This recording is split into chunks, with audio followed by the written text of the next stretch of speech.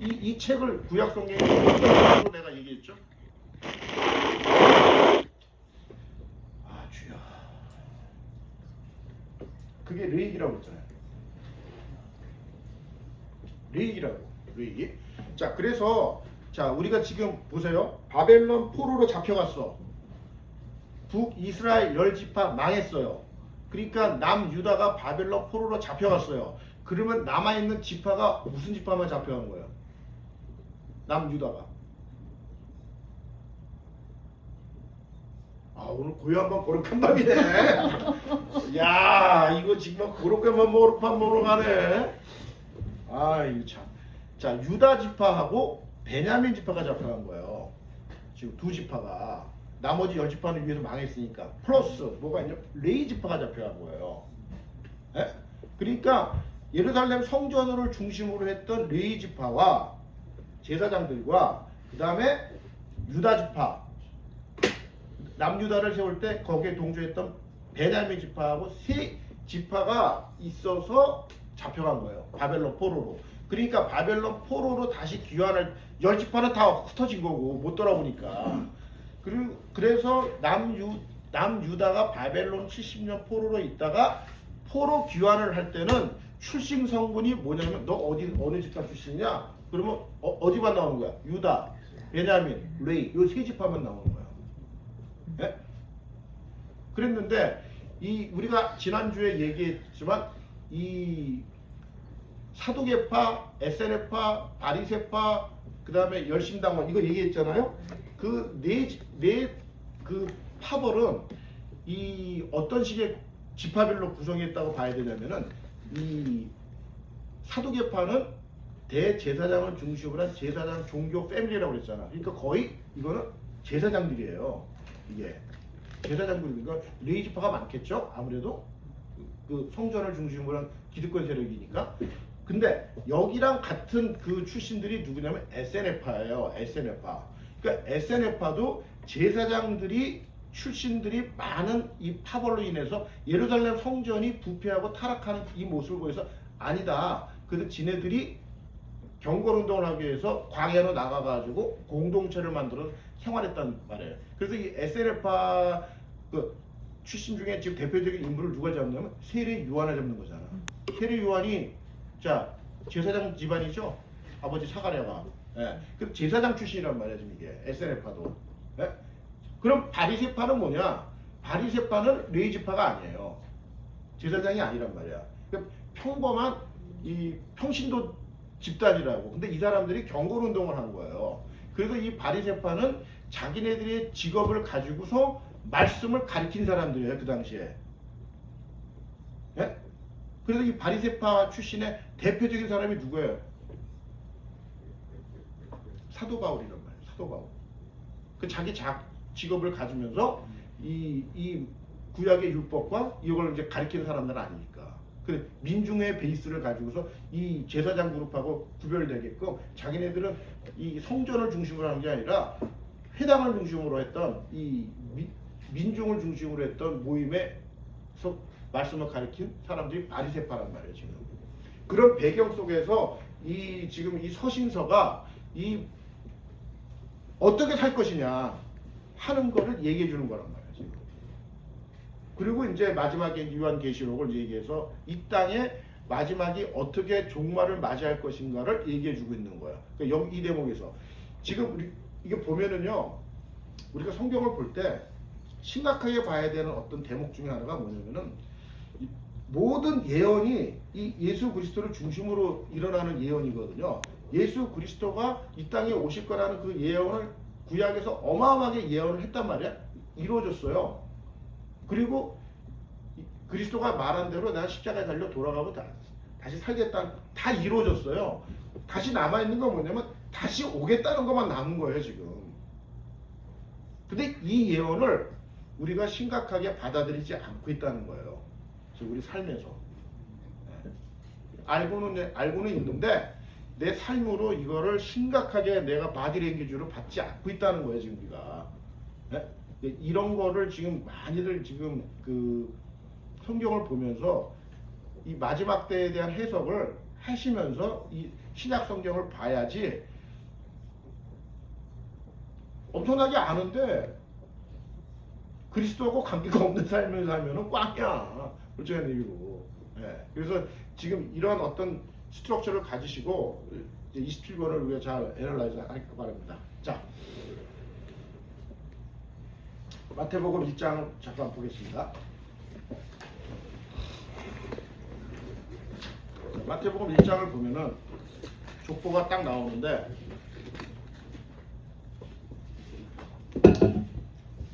자, 이 족보 얘기 하기 전에 이게 또 하나 한번 정리하고 가야 돼.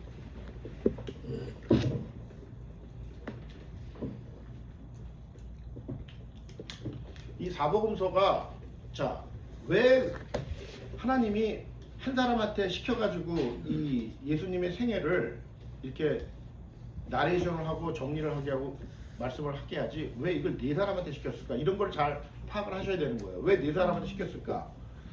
왜냐하면 독자가 틀려서 그래. 독자가 읽는 대상자가. 예? 그래서 이 네 사람을 통해서 읽는 대상자들을 향해서 다른 각도로 이거를 쓰게 하신 거예요. 지금 이게. 그래서 이 네 독자가 있는 건데, 자, 마태복음의 독자는 누굽니까? 예, 유대인이에요. 자, 마가복음은 누구예요? 예, 로마예요. 로마인. 자, 누가복음은? 자, 헬라인데 우리가 그걸 이방인이라고 그러죠. 예. 자, 요한복음은?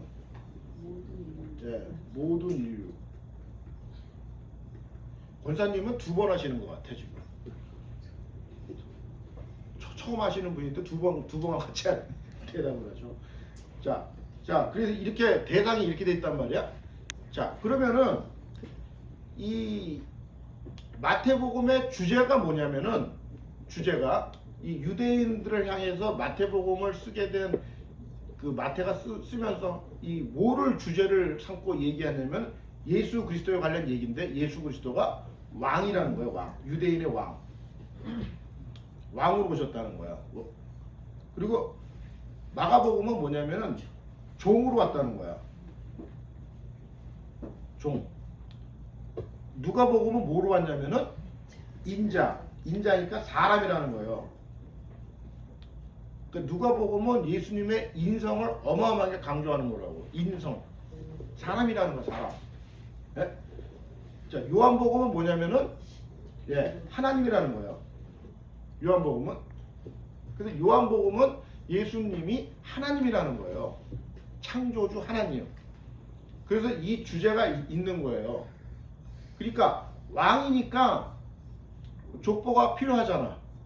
그렇죠? 족보가 있어야겠죠. 왕이니까 그 족보가 있어야 되고, 종이니까 족보가 필요해요?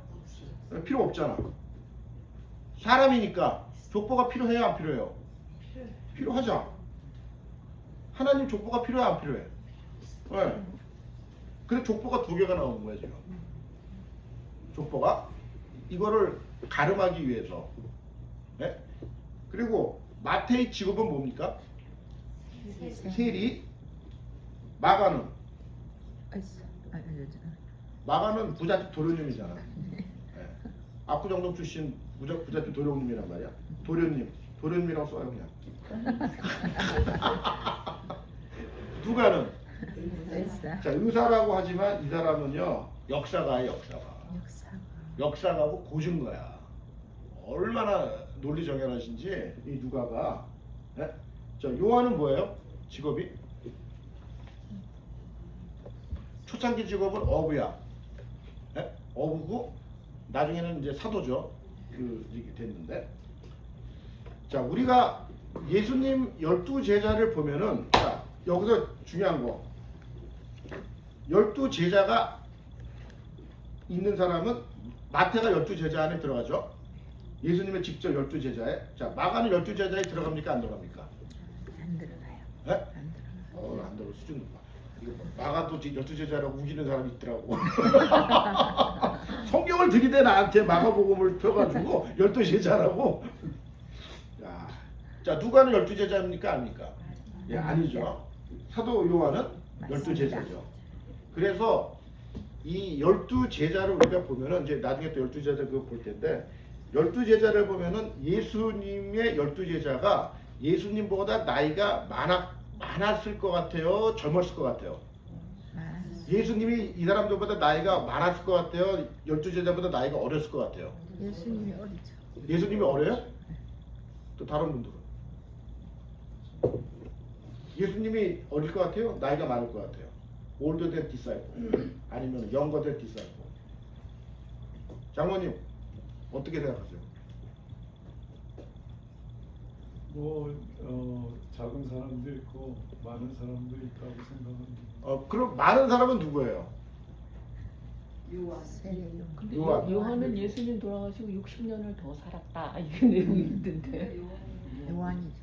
그러니까 더 나이가 많아.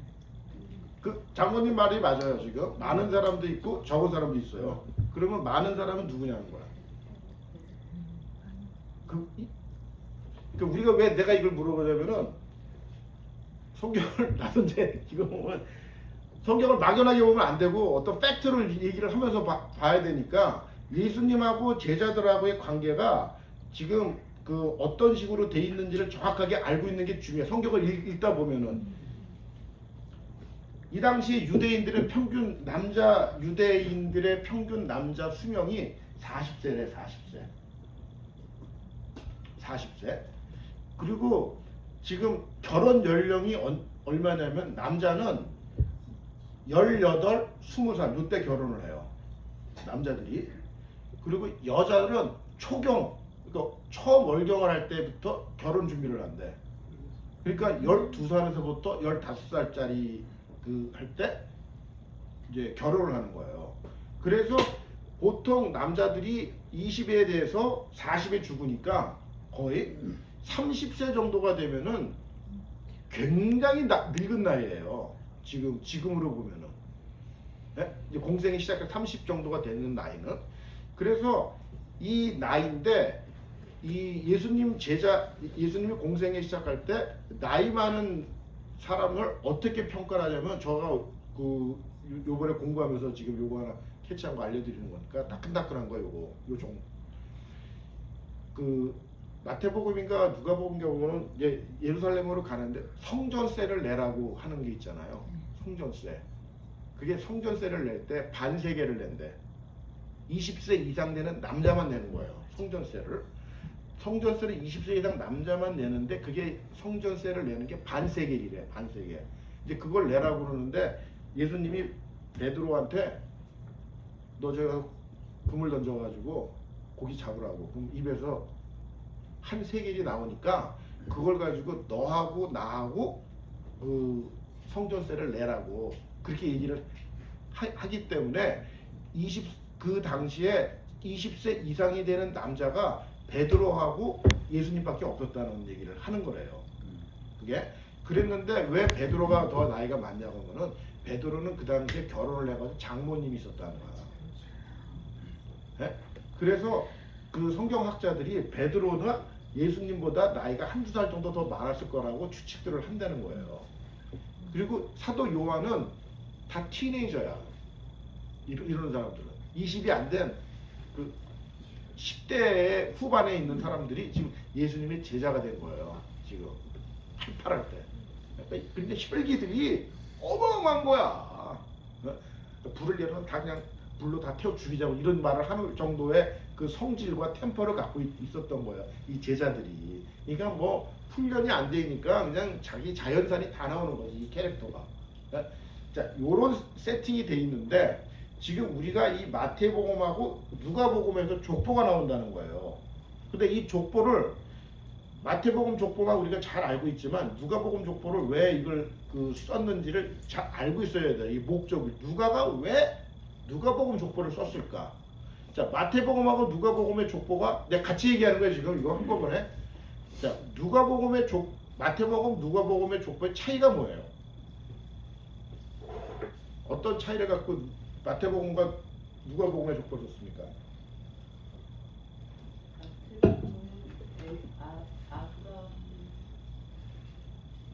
아브라함부터 족보가 시작되고 그 누구의 족보를 얘기하는 거예요? 마태복음 족보는 누구 족보를 얘기하는 거예요? 둘 다 예수님 족보야. 이게 지금 그러니까 예수님 족보를 얘기하려고 쓰는 건데, 자, 이거 잘 정리하세요. 지금부터 얘기하는 거. 마태복음의 족보는 뭐를 얘기하는 거냐면 예수님의 아버지 요셉을 요셉인가? 요셉 맞죠? 네, 요셉의 족보를 얘기하는 거예요. 마태복음의 족보는 예수님의 아버지인 요셉의 족보를 나열한 게 마태복음의 족보예요. 자, 그럼 누가복음 뭐냐? 예수님의 어머니이신 마리아의 족보를 얘기해 주는 거예요.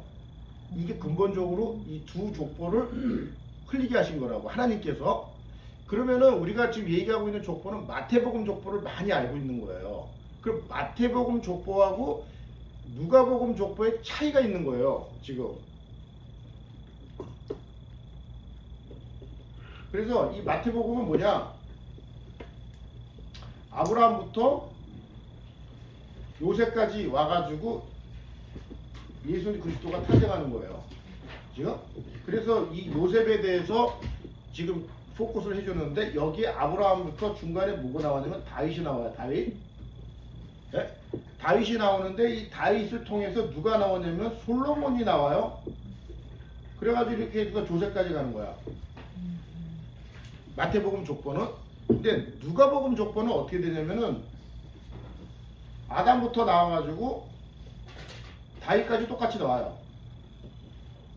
이 다윗에서부터 갈라지는 거야. 누가 나오냐면 솔로몬이 아니라 나단이 나와요.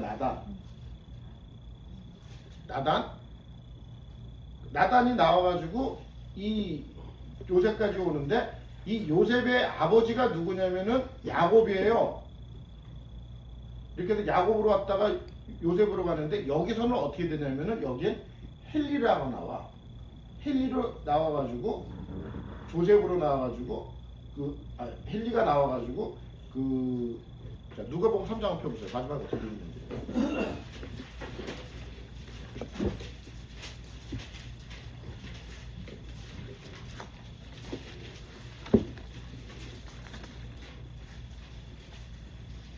자, 누가복음 3장 23절.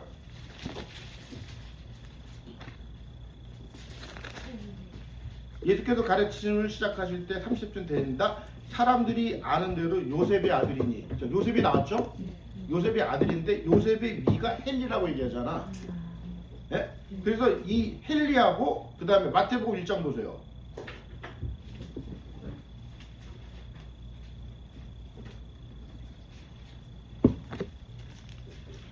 자, 마태복음 1장 15절 16절을 보면은 야곱은 마리아의 남편 요셉을 낳았다고 그랬잖아. 그러니까 요셉의 아버지가 야곱이죠. 근데 여기는 뭐라고 그래요? 요셉의 위가 헬리라고 그러잖아. 네? 그래서 이 헬리가 해가지고 요셉이 나오는데 요 차이가 있는 거예요. 요 두 사람. 솔로몬에서 나단으로 바뀌고 야곱에서 헬리로 바뀌는 거예요. 이 차이가 있는 거예요. 그리고 이 중간에는 다 틀려. 이 솔로몬 넘어가서부터 나단 넘어가서부터 다 틀려요. 이름이 마태복음 족보하고 누가복음 족보가. 그래서 이거를 얘기하는데 마태복음 족보를 어떻게 얘기를 하냐면 이거는 아빠 예수님의 아버지인 요셉의 족보를 얘기하는 거고, 누가복음 족보는 예수님의 어머니인 마리아의 족보를 얘기해 주는 거야. 자, 그럼 둘 다 어디 지파 출신?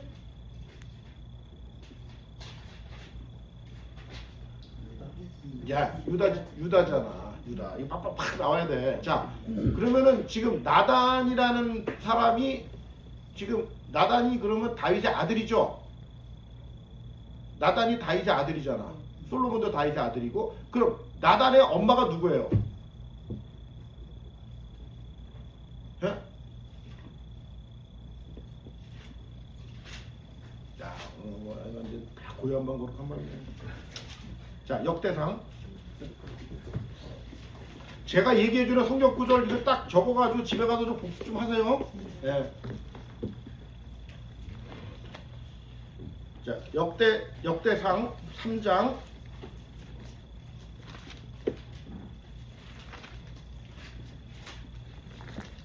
역대상 3장 5절.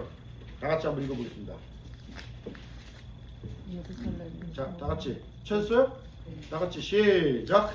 예루살렘에서 가난 아들들은 이러하니 시므아와 소박과 나단과 솔로몬 네 사람이다.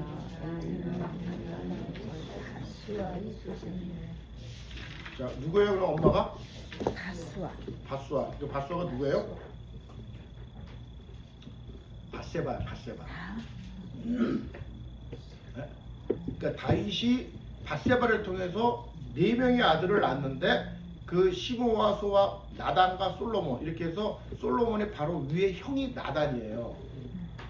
그러니까 다윗까지 이 조상이 갔다가 이 그 아브라함을 통해서부터 나단까지 같이 왔다가 이 지금 이 다윗의 아들 솔로몬을 통해서는 요셉의 족보로 해서 요셉이 나오는 거고 나단을 통해서부터는 갈라져 가지고 마리아가 나오는 거예요.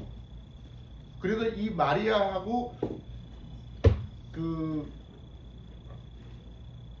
요셉하고 둘 다 어느 지파? 유다 지파라는 거야. 자, 그런데 여기서 보면은 이 마리아가 그 세례 요한의 어머니 엘리사벳하고 친족이라고 그러죠? 네. 그럼 그거 뭐야, 그럼 족보가? 그럼 무슨 놈의 족보야? 거기는 레위 지파잖아. 제사장이니까. 둘 다 아론의 후손들이니까. 그럼 무슨 족보야 이게 지금? 그럼 레위 지파야 이거 또? 이거를 이런 걸 잘 정리를 해야 된다는 거예요. 그래서 이거를 어떻게 얘기를 하냐면은 그 마리아의 엄마 쪽 친정 쪽에 있는 사람들이 그 친정 어머니 쪽이겠죠? 친정 어머니 쪽에 아버지는 다 지금 유다 지파로 내려오니까. 근데 엄마 쪽에 이게 레위 지파라는 거야 이게. 아론의 후손. 그래서 거기서 이렇게 그 이종이라고 그래요. 그럼 이종 사촌인가? 뭐 그렇게 되는 거야 이게 지금 족보가. 그래서 이 마리아하고 엘리사벳하고 친족이 되는 건데 이 친족이기 때문에 마리아가 레위 지파냐 이렇게 생각하면 안 된다는 거예요. 지금 내가 그거 얘기하려고 이렇게 족보를 시간 가면서 8시야 지금 벌써. 아 미치겠네 지금. 그 마리아하고 이거는 누구 지파? 유다 지파라는 거예요. 이 유다 지파를 어디서 얘기했습니까? 창세기부터 얘기한 거야.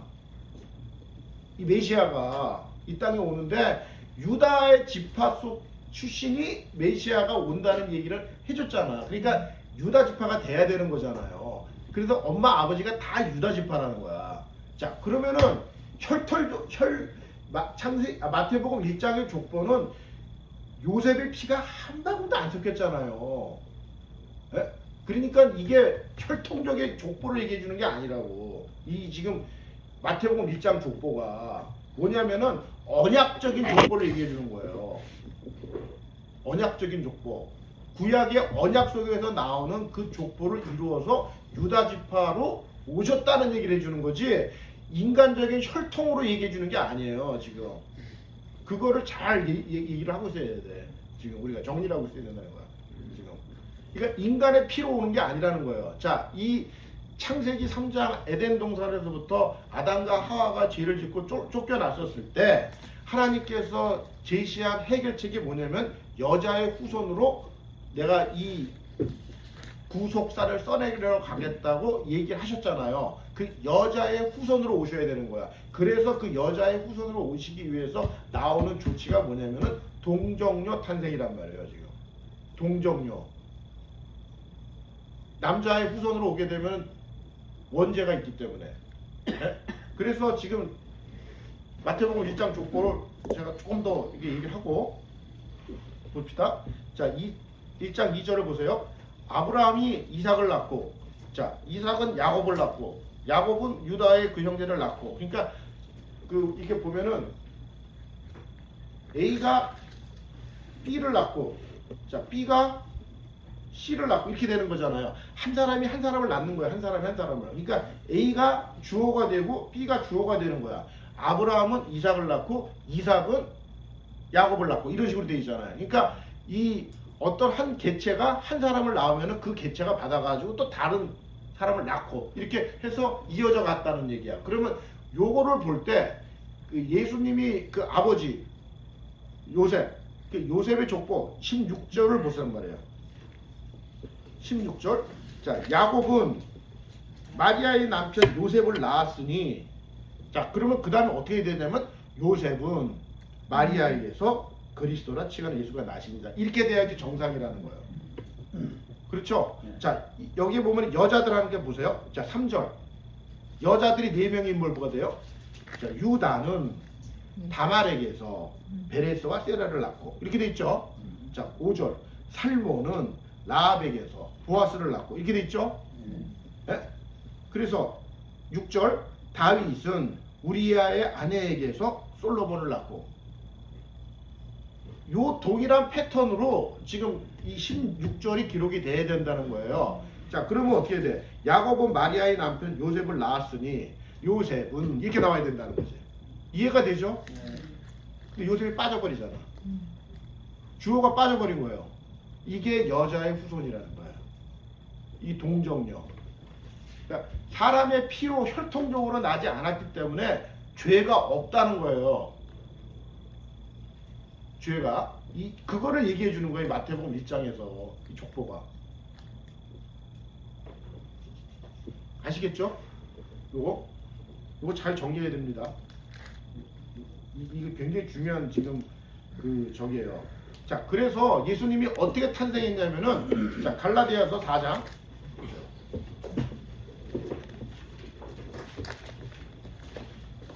이 사복음서를 이렇게 사도 바울이 해석을 하는 거예요. 이제 이런 대목들을. 자, 갈라디아서 4장 4절.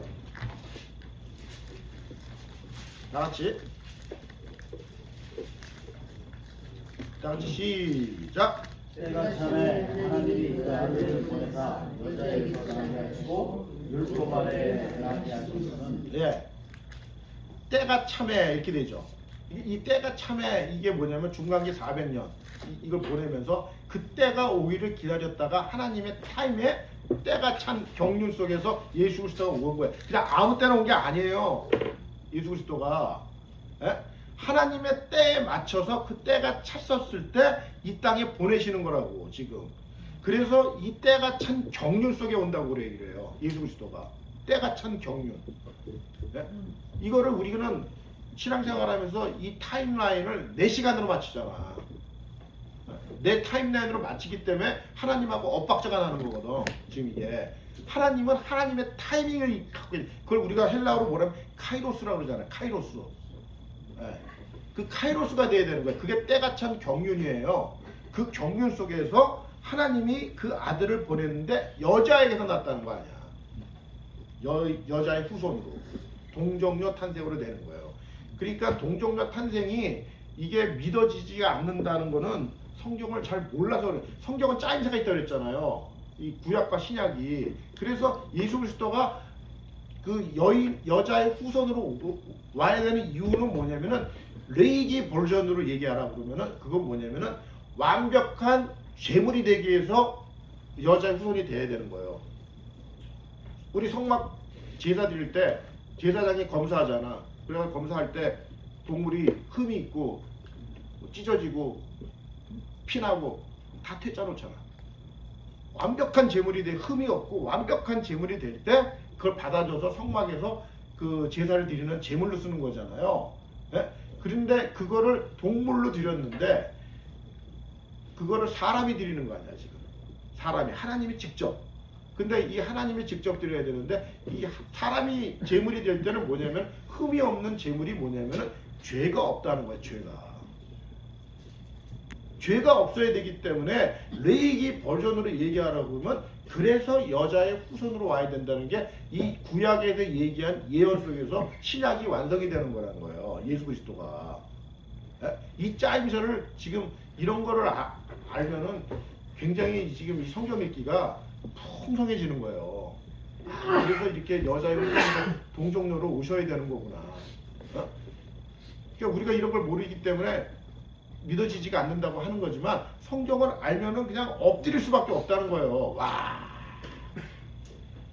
나만 감격해? 그래서 이 처녀의 몸으로 이제 태어나는 어떤 이름을, 자, 시간이 많이 갔기 때문에 이제 그만하겠어요. 너무 족보에서 이거 1번 하다 말았네. 진짜 1시간이 갔는데. 자, 이 당시에 예수님이 탄생했었을 때 지금 이 당시에 자, 로마의 일대 황제가 옥타비아누스잖아요. 자, 옥타비아누스를 성경에서는 어떻게 얘기를 하느냐? 성경에서 어떻게 얘기합니까? 옥타비아누스를? 어? 가이사 아구스토 이렇게 얘기해요.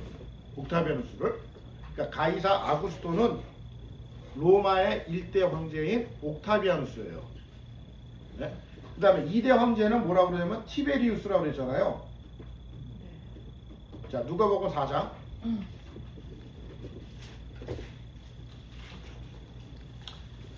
자, 누가복음 2장 일단 보세요. 누가복음 2장 1절. 자, 다 같이 시작. 다시. 자, 누가복음 2장 1절. 다 같이.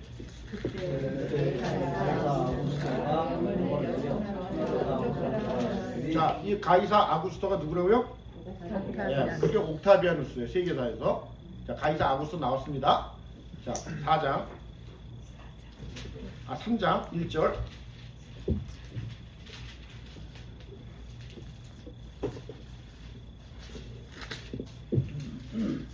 3장 1절 다 같이 시작. 디베르시가 풍년한 지 15세 본디오 빌라도가 이르기 일동으로 헤로도 장난을 공하고 그들은 빌립이 교회에 들어가기 기만하고 예, 여기서 디베리오 황제라고 그랬잖아요. 디베리오 황제. 이 디베리오 황제가 2대 황제 티베리우스예요. 오케이? 그러니까 성경에서 얘기하는 지금 이 황제의 이름이 세계사에서 다 있다는 얘기를 좀 해주면서 이 3장의 1절에 나오는 이 시기가 예수님의 공생애를 시작하셨을 때 정치구도였었어요. 로마의 정치구도. 네? 황제는 누구였고 이렇게 했어요. 자, 이 당시에 본디오 빌라도 총독이 예루살렘 총독이 돼서 오는데, 자, 이 총독이 한 일이 뭐냐면은 대제사장을 도움받고 임명해주는 권한이 있었어요. 이 당시에.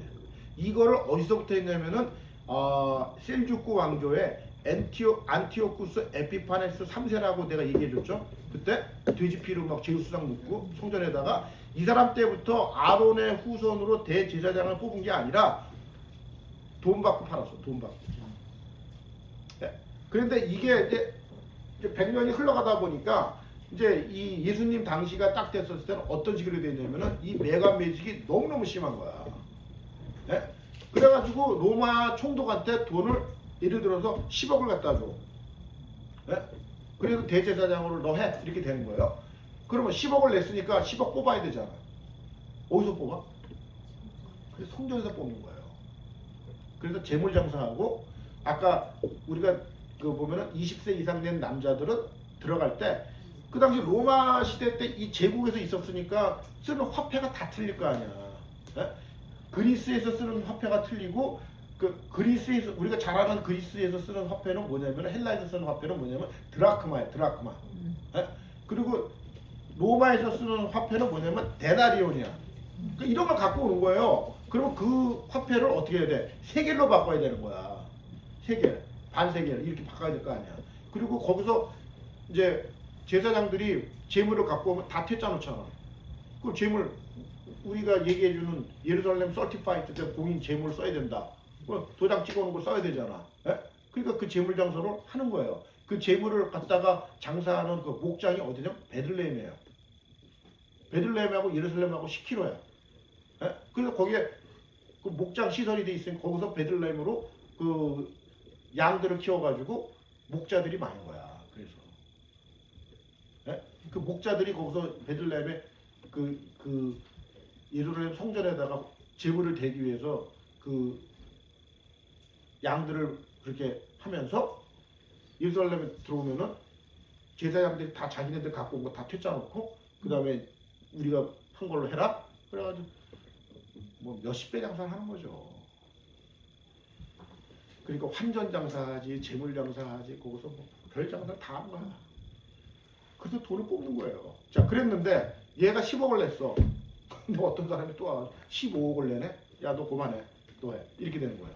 그래서 예수님 다 원래 대제사장은 그 율법에 한 사람이 대제사장의 직분을 임명하면 죽을 때까지야. 예?